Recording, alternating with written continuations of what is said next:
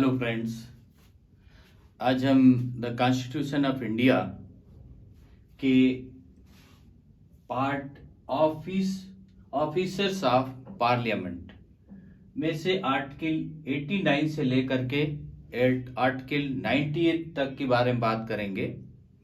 Officers of parliament basically क्या है कि पार्लियामेंट बन गया, पार्लियामेंट में कौन हुआ?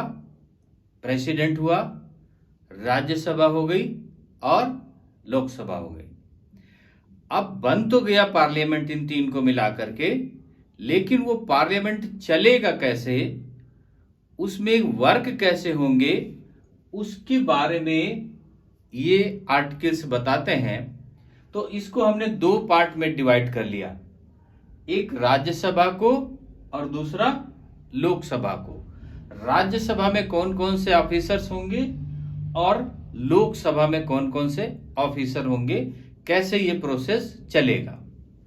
अब राज्यसभा में आर्टिकल 89 कहता है कि the chairman and deputy chairman of the council of states, जो काउंसिल ऑफ स्टेट्स हुए राज्यसभा है, उसमें से दो मुख्य पदाधिकारी होंगे और वो क्या कहे जाएंगे? Chairman and deputy chairman. तो ये बनेंगे कैसे? इसमें कहा गया वाइस प्रेसिडेंट ऑफ इंडिया, जो भारत का उपराष्ट्रपति होगा, वो उसका चेयरमैन होगा। भारत का उपराष्ट्रपति चेयरमैन होगा एक्स ऑफिसियो। और any person choose in the council of states, जो कोई भी पर्सन जो काउंसिल ऑफ स्टेट्स है उसमें से चुना जाएगा, और वो जो चुना हुआ पर्सन है वो डिप्टी चेयरमैन कहलाएगा, उसकी पोस्ट डिप्टी चेयरमैन की होगी। अब आर्टिकल 90 कहता है vacation and resignation of and removal from the office of the deputy chairman. अब इसमें से कहा गया कि अगर कोई वैकेशन हो जाता है, मतलब उसकी पद खाली हो जाता है, या रिजाइन कर देता है, या उसे हटाने का प्रोसेस किया जाता है, तब क्या होगा?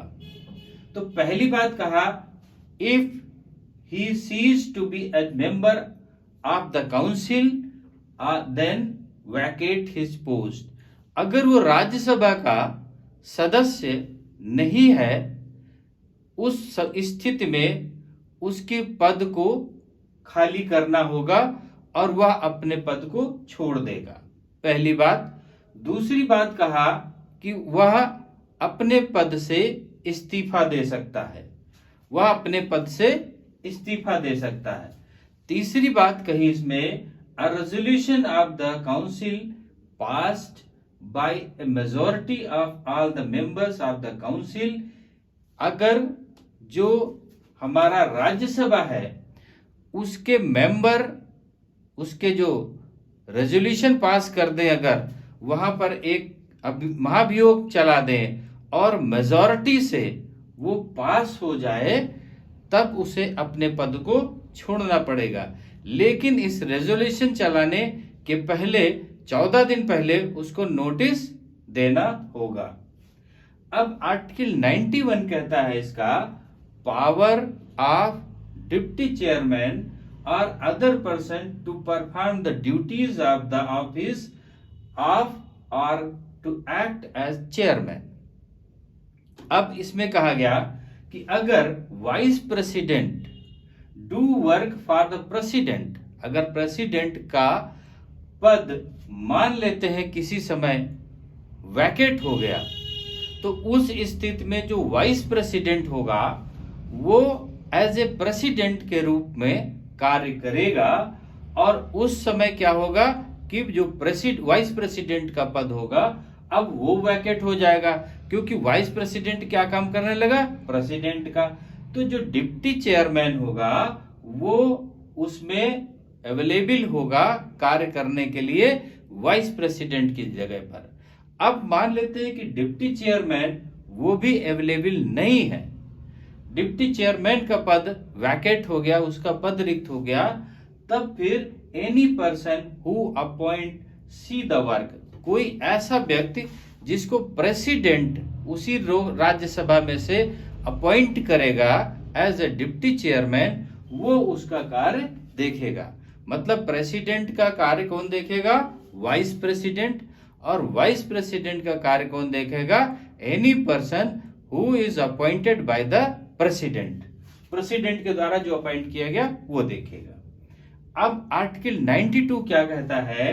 द चेयरमैन और deputy chairman not to preside while a resolution for the removal from office is under consideration.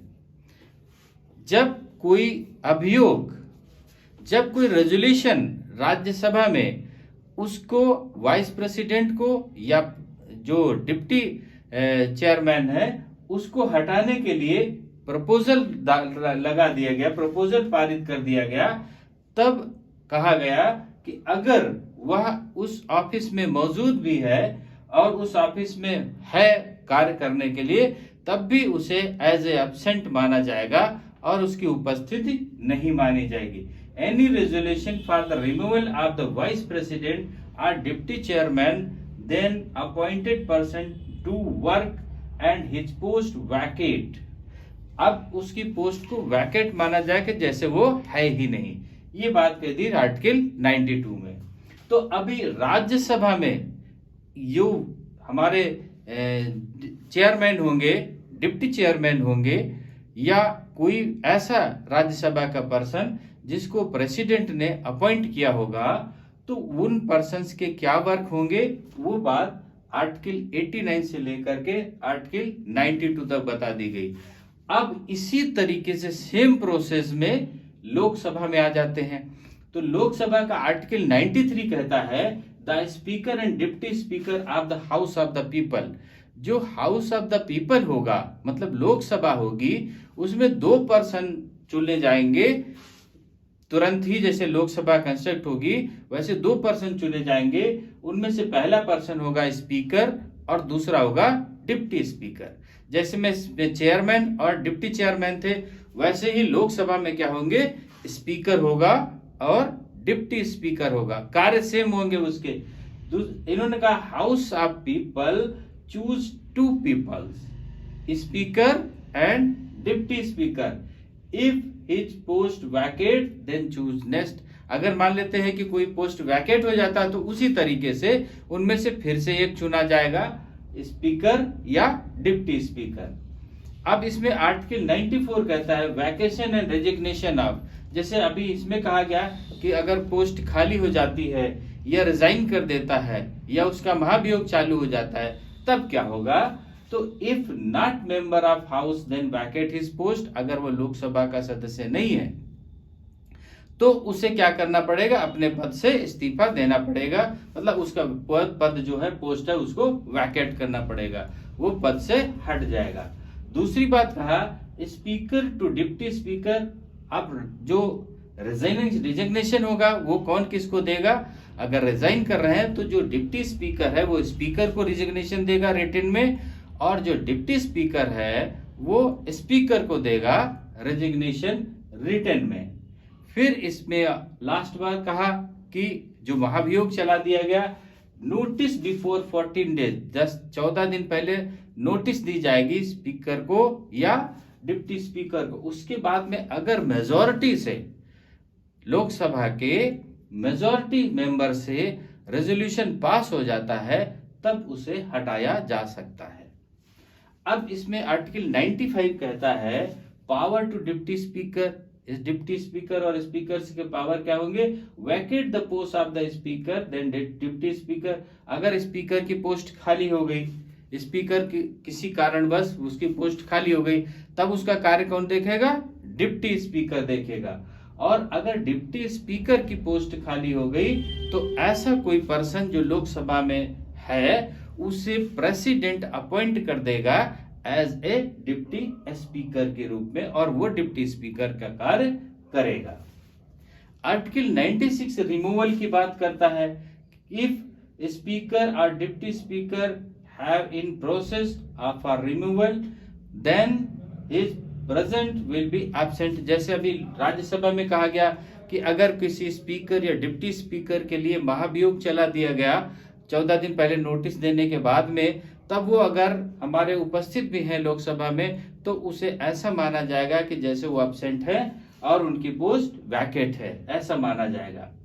Article 97 कहता है इसको, उनकी सैलरीज और अलाउंसेस की बात करता है, किसके, जो राज्यसभा में पदाधिकारी हैं और जो लोकसभा में पदाधिकारी, मतलब chairman, deputy chairman, speaker and deputy speaker, इन चार के बारे में बात करा कि इनकी जो सैलरीज होंगी, जो अलाउंसेस होंगे, उनको क्या किया जाएगा। तो इसमें कहा chairman, deputy chairman, speaker and deputy speaker shall be paid salaries and allowances is may be fixed by the parliament by law. जो पार्लियामेंट नियम बनाएगी, जो पार्लियामेंट इनके लिए नियम बनाएगी, उन्हीं के तहत उनको सैलरी और अलाउंसेस दिया जाएगा, जो हमारी सेकंड शेड्यूल में लिखे हुए हैं, या उसके अनुसार दिया जाएगा। तो इनकी सैलरी और अलाउंसेस कौन डिसाइड करता है, तो जो हमारा पार्लियामेंट नियम बनाता है, उस नियम के अनुसार इनके सैलरीज और अलाउंसेस दिए जाते हैं। अब आर्टिकल 98 की बात आती है, सेक्रेटरीट ऑफ पार्लियामेंट। ये इंपॉर्टेंट पार्ट है जो पूरे चलाता है, लेकिन इसको लास्ट में आर्टिकल 98 में रखा गया।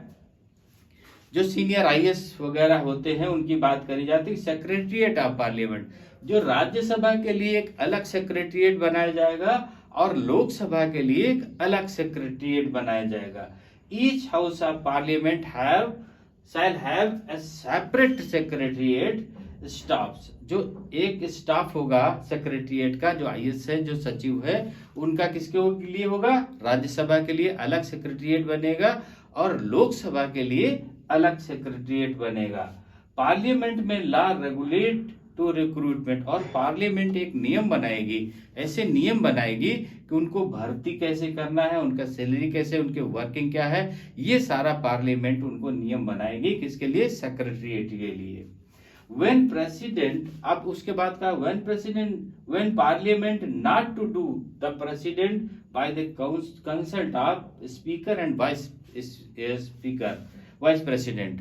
अब इसमें कहा गया कि पार्लियामेंट नियम बनाएगी, किसके लिए, सेक्रेटरीट के लिए, और कि इनमें से इतना जो है रिक्रूटमेंट होना चाहिए, इतना ये होना चाहिए, ये पार्लियामेंट लॉ बनाएगी। अगर मान लेते हैं कि पार्लियामेंट नहीं बना रही है, तब फिर प्रेसिडेंट को पावर दे दिया गया है कि प्रेसिडेंट जो स्पीकर है और वाइस प्रेसिडेंट है, उसकी सलाह से वो रिक्रूटमेंट का रूल बना करके रिक्रूटमेंट कर सकेगा। कौन कर सकेगा, प्रेसिडेंट। तो ये बात इसमें 98 में कही कि हमारा जो सेक्रेटरीट ऑफ पार्लियामेंट होगा, जो राज्यसभा और लोकसभा के लिए अलग अलग होंगे, वो दो होंगे, इनकी बात आर्टिकल 98 में कहा। तो अभी जो ऑफिसर्स ऑफ पार्लियामेंट थे कि ऑफिसर्स कौन कौन होंगे, 4 ऑफिसर्स बताए गए, chairman, deputy chairman, speaker and deputy speaker. तो ये 4 जो है, ये 4 बनाए गए। 4 को कैसे सिस्टम में करना है, ये आर्टिकल 89 से लेकर के आर्टिकल 98 तक में क्लियर कर दिए गए। अब आर्टिकल 99 से हम नेक्स्ट पार्ट में डिस्कस करेंगे। ओके, थैंक यू, जय हिंद।